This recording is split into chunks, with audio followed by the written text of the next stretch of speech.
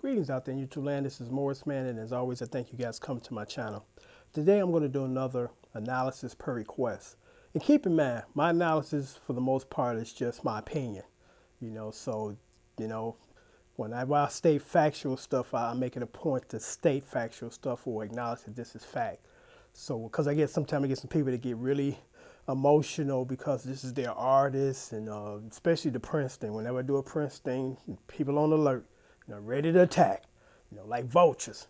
But anyway, I'm going to do an analysis on B.B King, one of my favorite blues guitar players. I knew a lot of people that knew B.B King personally, and my opinion of him, and from what I've been told by the people that knew him, is pretty accurate. Very down to earth guy. When it comes to just being a fair person in the music business, which is sometimes difficult to do, B.B King was one of those people. Because just a quick story to give you an example, and I'm not going to veer too much off of this subject. We look at Earth, Wind, and Fire, Maurice White and company, and great musicians, great singers, great arrangers. But when it comes to business, they ruthless. When it came to the emotions, they still in court to this day about stuff.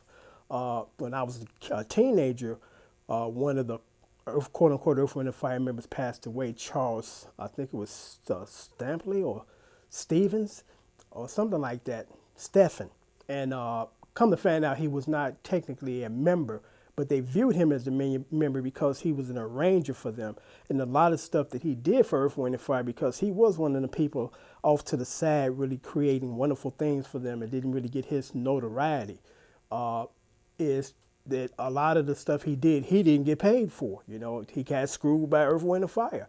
And his offsprings, I believe it's his daughter or one of his daughters, they've been taking Earth, Wind, and Fire to court for ages trying to get, their money.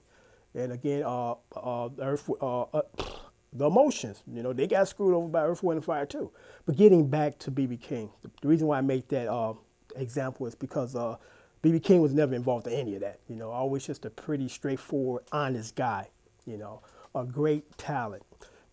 Some people, and this is just my opinion, there's some people that kind of get granddadded into a situation, meaning that they were kind of the first. So they were kind of picked up as the spokesperson for this.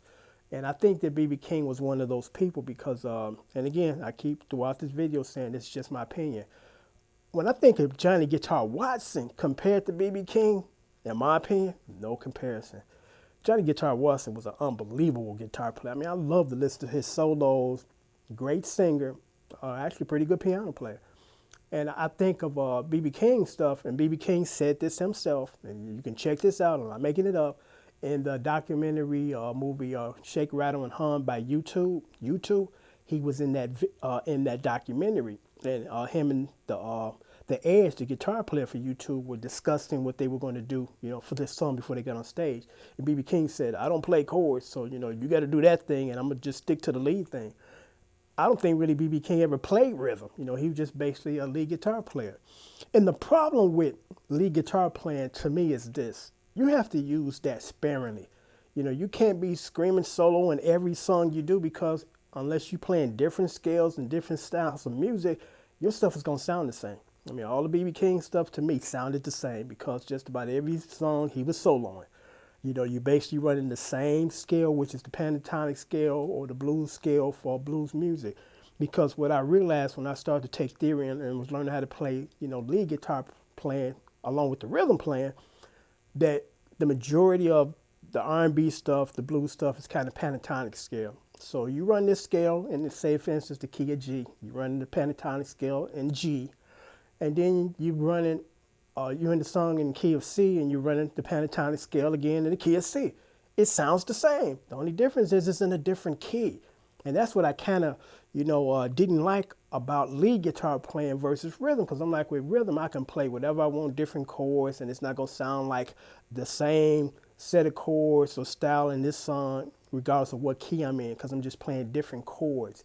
But again, when you're running the scale, regardless of what key you're in, you're going to sound like you're doing what you're doing, just in a different key. And a lot of B.B King stuff to me just sounded the same. I don't know if he played in different keys. I'm not quite sure because I don't really listen to that much of his music.